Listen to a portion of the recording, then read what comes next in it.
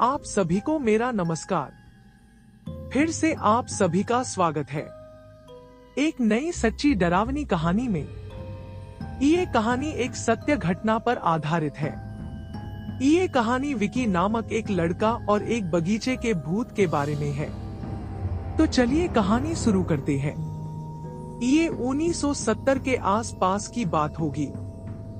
विकी नामक एक 13 साल का लड़का अपने माता पिता और अपनी छोटी बहन मिनी के साथ उत्तराखंड के सीतापुर गांव में रहता था।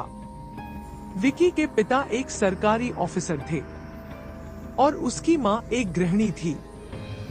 विकी 8वीं क्लास में पढ़ता था और उसकी बहन 5वीं क्लास में पढ़ती थी। विकी पढ़ाई में बहुत अच्छा था, इसीलिए स्कूल में सब उसको बहुत पसंद करते थे। विकी थोड़ा सा शरारती लड़का था। विकी के घर के पीछे एक बड़ा सा बाग था। उस बाग में बहुत प्रकार के फलों के पेड़ थे।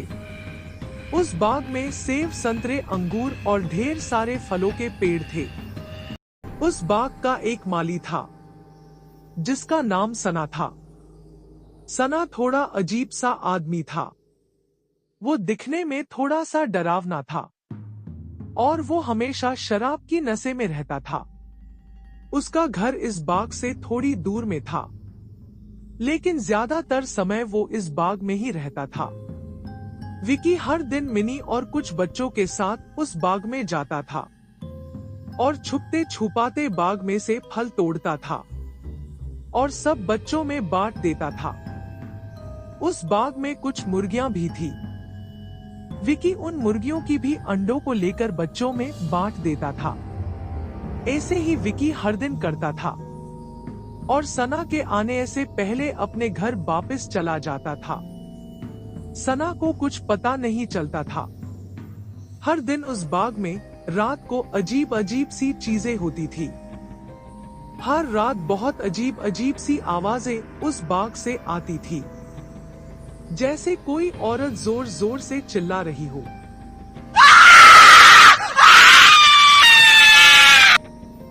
जैसे किसी औरत को कोई जोर जोर से मार रहा हो और कोई औरत जोर जोर से रो रही हो।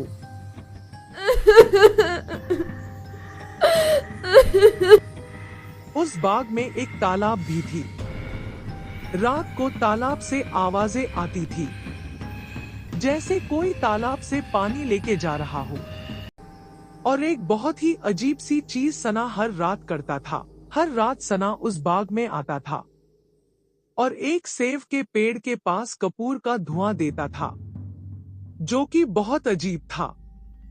एक दिन विकी ने सोचा रात को वो जाके देखेगा आखिर उस बाग में ये क्या हो रहा है। विकी ने मिनी और उसके दोस्तों को इस बारे में बोला। उसके दोस्तों ने बोला रात के समय वो लोग नहीं आ पाएंगे, घर के लोग नहीं मानेंगे।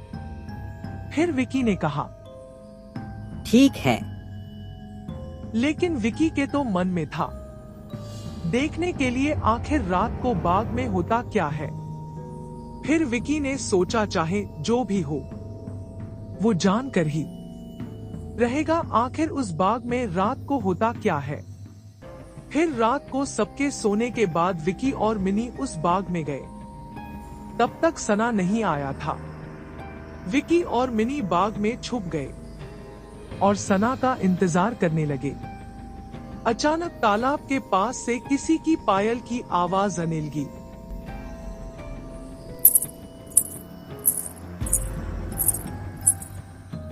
विकी और मिनी थोड़ा डर गए। फिर लगा जैसे कोई औरत तालाब से पानी ले रही हो और गाना गा रही हो। विकी और मिनी बहुत डर गए। मिनी का शरीर डर के मारे कांप रहा था। फिर मिनी ने कहा, भाई मुझे बहुत डर लग रहा है, चलो घर वापस चलते हैं। फिर विकी ने कहा, मुझे भी डर लग रहा है, लेकिन हमें थोड़ी देर इंतजार करना होगा। ये देखना जरूरी है आखिर रात को यहाँ पर क्या होता है। तुम घबराओ मत। फिर अचानक से सेब के पेड़ को किसी ने जोर जोर से हिलाना शुरू किया। विकी और मिनी थोड़ा और ज्यादा डर गए। फिर उन दोनों ने थोड़ी सी हिम्मत जुटाई और सना का इंतजार करने लगे। वो दोनों इंतजार कर रहे थे कि अचानक किसी औरत की जोर जोर से चिल्लाने की आवाज आने लगी।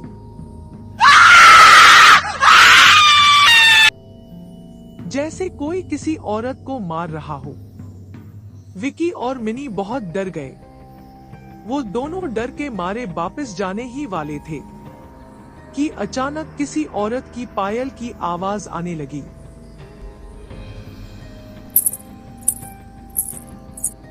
जैसे कोई औरत चल के पास वाली सेब के पेड़ के पास आ रही हो। विकी और मिनी फिर से छिप गए। अचानक एक औरत की रोने की आवाज आने लगी।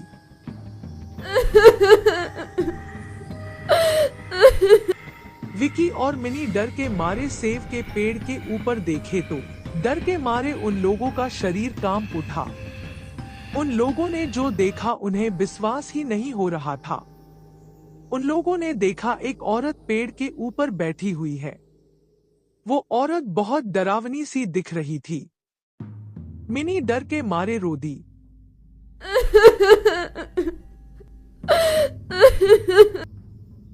फिर विकी ने मिनी को थोड़ा संभाला और वो बोला, मिनी चुप हो जाओ, ये औरत जिंदा नहीं है, ये एक भूत है। शायद ये इस बगीचे का भूत है, जिसके कारण यहाँ पर अजीब सी चीजें होती हैं। तुम चुप हो जाओ वरना ये हमें मार देगी। फिर मिनी थोड़ा चुप हो गई। तभी अचानक सना आया। सना आने के बाद उस सेब के पेड़ के पास कपूर का धुआं देने लगा और बार बार सना मुझे माफ कर दो बोल रहा था। फिर थोड़ी देर बाद विकी ने देखा वो औरत गायब हो गई।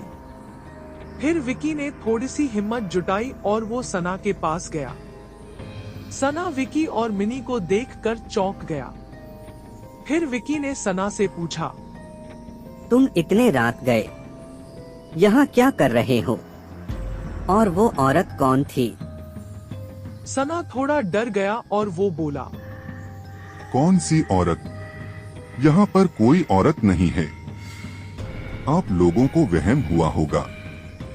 फिर विकी ने सना को बोला, तुम सच बोलो नहीं तो मैं मेरे पिताजी को बुलाऊंगा और सबको तुम्हारे बारे में बताऊंगा। फिर सना थोड़ा डर गया और वो बोला, तुम लोग किसी से कुछ मत बोलो।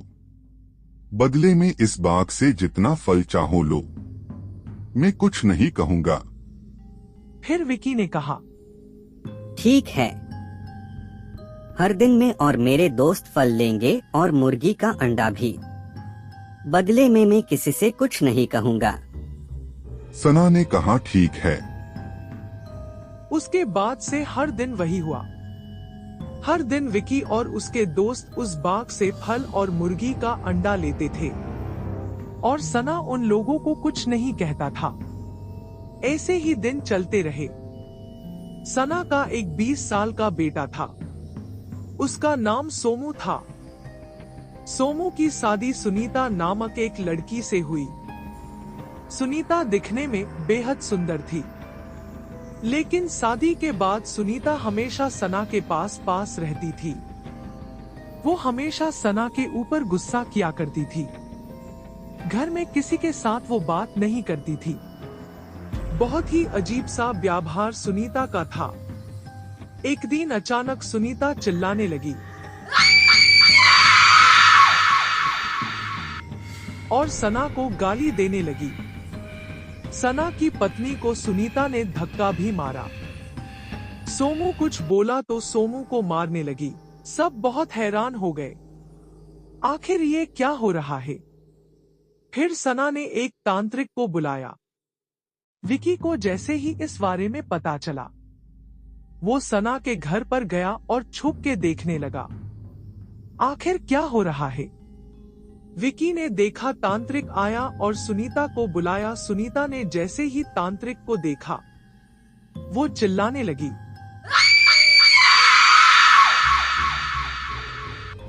तांत्रिक ने मंत्र उच्चारण किया और सुनीता से पूछा, बोल कौन है तू और इस लड़की के शरीर में क्या कर रही है?